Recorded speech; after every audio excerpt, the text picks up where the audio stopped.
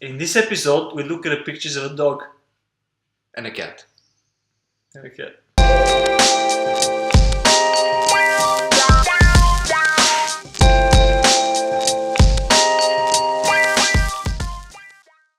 Hey guys, so we're about to start looking at the pictures from our trip to Bulgaria in November. And our trip begins here in Amsterdam on the way to Eindhoven, from where we took an airplane to fly to Sofia. The first picture that you see here is taken from the Amsterdam Central Station on the nice blue and yellow NS trains. In the background you see Julian. Oh, in the foreground, actually. Yeah. Yeah, that's me. One funny thing is I think at that time I was just starting to use Snapchat and found the filters pretty entertaining. So you're gonna see a lot of images where we have Snapchat filters on them based on location. The idea was that the first day we take a few pictures that provide a little bit more context about where we are and the different stops that we're going to. It was a nice and early day. Was a nice and early morning on the way from Amsterdam to Eindhoven. Again, pictures with Snapchat. Yes, Julian. That's a nice picture, nice haircut as well. Quite different from what you have right now. Quite different. Yeah, on the airport we actually did some work, if you remember. Yeah, this is actually a picture of our spreadsheet of contacts that we had. I think more than 60. We wrote a little bit more into the blog posts about that. Was that the spreadsheet that we have with all the contacts, or is that the contacts that we're gonna approach once there? It was a spreadsheet with all the contacts. Okay. And I think the ones in green are contacts that we have approached. Yeah, from those 60 we got about 10 or 12 replies and 5 or 6 meetings that we did in this week. Yeah, because we didn't know if any others would reply once we were there. So that's why we had all of them. Yeah, we basically did a concentrated effort to have 1 or 2 weeks prior to our trip to approach as many people as possible and try to hear back from them. And if we didn't, we simply didn't plan meetings with those who didn't reply or replied too late. Yeah. Because there was a case with 1 or 2 of those. But for those who replied, we actually scheduled them in this week. Did we get any replies? Because I don't remember. Did we get any replies once we were in Bulgaria? I think only 1, but it was they declined a meeting because they had too much work. So all of them were pre-planned previous to going to Bulgaria? Yeah, kind of. Exactly. Okay. Well, that's Snapchat. Grandma Marine. Just having fun on the plane. The caption says it all. Yeah, why not? This is a view from my apartment in Sofia, where my parents live and where I stay when I go there. It was a gloomy day apparently. Well, it was November. I'm not sure what you're going to see because of the lag of the video, but we have a lot of those building in Bulgaria. But yeah, it's a nice view. Do you remember the dates that we flew on? Yeah, I think it was 15th of November. Or 12th of November actually, because I think the 18th was the last one of the last day of the trip. Yeah, we can see them in the album. And this is day 1. So on the first day, we went to a place. Maybe you want to tell a little bit about it? Well, we went to it was actually so we landed on Saturday. We met with a few friends on Saturday. We met with a friend of ours that's already in the fashion industry, so she gave us a little bit of inside advice. Then on Sunday, we met with some people, with some friends actually, really, really close friends, that are, so they basically know a lot about the EU funding programs. Oh yeah. And we wrote about that on the blog because we didn't know how much funding we would need to start the whole thing. So that's why we had that in mind as well. And then on Monday, we had 2 planned meetings. 2 planned meetings together, and Marin had a 3rd one with some friends that he knows. So this was the morning of the first day. We had a meeting with a guy. Well, we were in contact with a guy who's selling fabrics, I think. Yeah. So he's buying them from Turkey and then reselling them I guess in Bulgaria. Yeah, I think he was buying it from Turkey and Korea. That's what Okay. he told us. Yeah. Yeah. So previous to finding where he actually is, this is the place you're seeing. It's called Ilienci. For the Bulgarians watching, they don't know the place very well. So we arrived about 1 hour earlier than the meeting. We just need to make sure that we find the place, because the address there wasn't that easy to find, as far as I remember. You'll see the address actually in the next few pictures, but that's the hour we arrived previous to the meeting, and we walked around. A lot of Vietnamese people there. Yeah, and I like this picture a lot. And dogs as well. Yeah. Yeah. So it's a very funny place. If you're not from Sofia, it's basically in the outskirts of the city.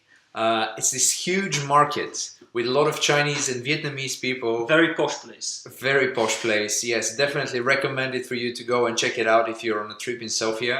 I'm going to give you a different perspective about the city for sure.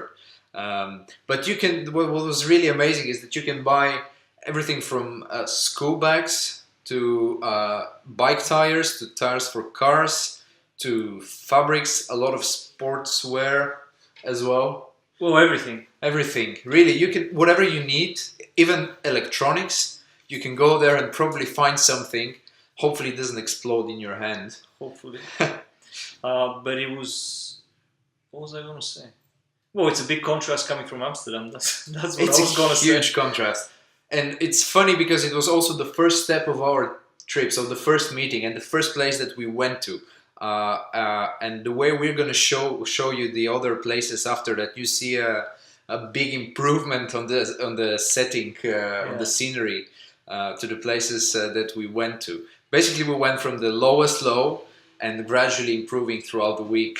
But it was actually, we didn't know at that time what we were actually looking for. Yeah. So is it suppliers of fabrics? Is it people that are making actually shirts? Or is it people that are doing the whole thing? Are we looking for sports suppliers because the material is a bit different? So it was just shooting in the dark pretty much. Yeah. And that's like a very nice point that you bring, because we went with a completely open mind, completely unbiased, non-judgmental. It didn't really impact us that we were in this like rough setting, rough environment. As you can see, there's a lot of holes, potholes, and it was quite windy. The weather was pretty cold as well. Yeah, it was. I think it was minus. It was minus. Below zero for sure. Yeah, and you see, like we had to go in places that we really. Well, we had some expectation that it was gonna be not as nice. Yeah, it didn't phase us that much, to be honest. But we were just focused on what we had to do for that day. Exactly. And we knew that we were gonna. I mean, we grew up in Bulgaria, so it wasn't that surprising. Yeah, this is one of my favorite shots. Yeah, for me, this and the next one.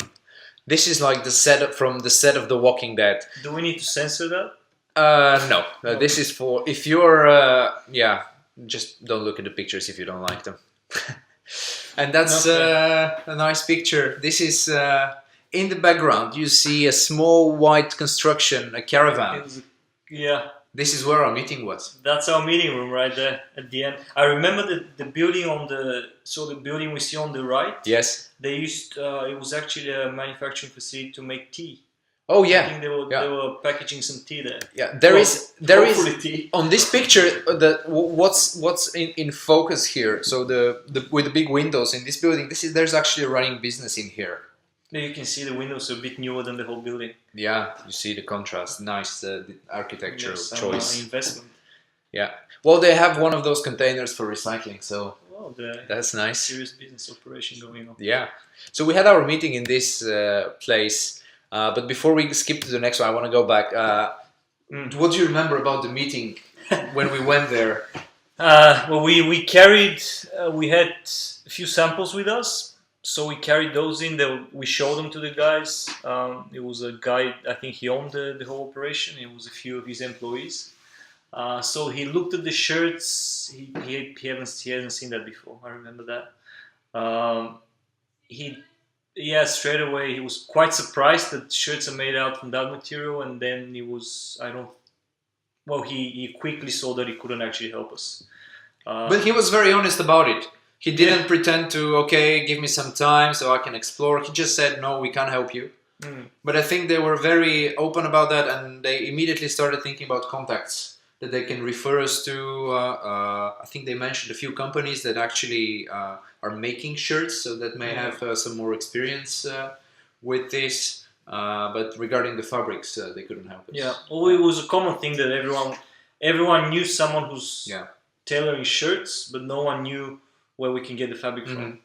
We saw that in the next meetings as well. But one thing that I took at least as a note is that if someone can run an operation, like a functioning business, from that location in these conditions, if we don't make it, if we don't start this business and actually try to make it happen, it's going to be a huge failure, because it's not about the conditions that you're in or the environment that you're in. It's really about your desire to persevere and to actually build something and to make something and work for yourself as well. It was 5-6 people operation. I mean, they were feeding themselves. It's quite honorable. Yeah, pretty impressive, and probably quite pragmatic and practical for them to be there. Probably costs nothing to rent that particular space, the little caravan in the background. It's a good office. Yeah. So we spent, I don't know. It wasn't a very long meeting, was it? Quick, yeah. Well, because he found out. I mean, he quickly saw that he couldn't. On that note, I think you mentioned something after we finished the meeting. We were on our way to have lunch. We talked about the reaction that people have in the beginning when they realized that they wouldn't be able to make business with us. And I think that's very interesting, because when you're doing a business meeting with someone that you don't know, both of you approach the other party, you have certain expectations for the meeting, and probably they set some expectations as well, that you can collaborate and you can make something together. And the moment when you meet and you realize, or the other party realizes that you're not going to be able to work together, you see a slight disappointment very quickly in both parties. Both parties, but people are so nice in Bulgaria that almost immediately they say, "Okay, but how can we help you do that?" Because maybe they liked us, but I think in general people are nice. Yeah, and they wouldn't stop you from doing anything good. Yeah, just like you mentioned before, he mentioned some contacts. I don't remember if he actually gave us something. I think he gave us some pointers, and I remember writing down a few of those. But I think later on in the trip, the insight that we got, we realized, or we figured out, that it's not really those type of contacts is not really what we're looking for. Yeah. So after this meeting, our very first one that we left with a lot of knowledge, we went for lunch with with a former classmate. Actually. Because he lives in a place where we had our second meeting, from which we don't have footage, by the way. So we removed the video. Yeah. We had a video from the neighborhood, but it wasn't that good. I mean, you wouldn't see anything useful in that. Yeah. Well, we can mention, if you want, we can mention about how the meeting went. Yeah, we can talk about the meeting for sure. It was pretty similar to the first one. They were working with different materials, even though they were in the business for quite a while. I think it was something like 50-60 years. Family business, an elderly couple, probably about 50-60 years old. Again, very helpful. They saw that they couldn't really help us with the materials again, but they did give a few pointers as to where we can talk about people who manufacture shirts.